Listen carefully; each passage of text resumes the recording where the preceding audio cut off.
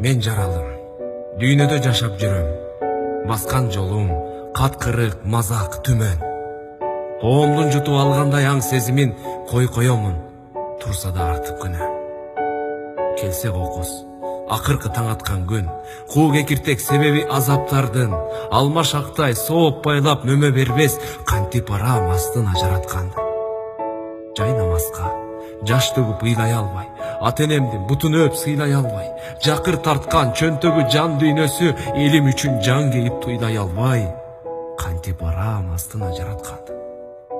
Чүкө болуп, үмүтүм өкчөлгөнмүн, чиеленген багытым төрт бөлгөнмүн, чындыкты жаап тилимдин калп айтканын, акыретте сүйлөсө көз көргөнүн, кантип турам астында жаратканды.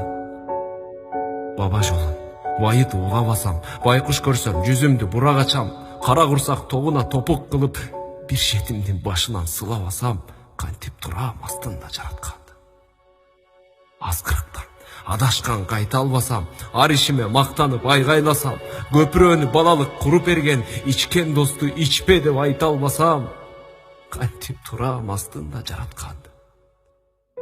Туман басып, көзүмдү дардаңдасам, түккө турбас ак чүчүм жалмаңдасам, ар мүнөттө жүзүмдү алмаштырып, адам болбой калуудан арданбасам, алганымдын артыгын бере албасам, ар намыска азыркан келе албасам, кур напсиме мойнуман жетеленип, убакытты пайдама жеңе албасам, кантип арам астына жаратканды.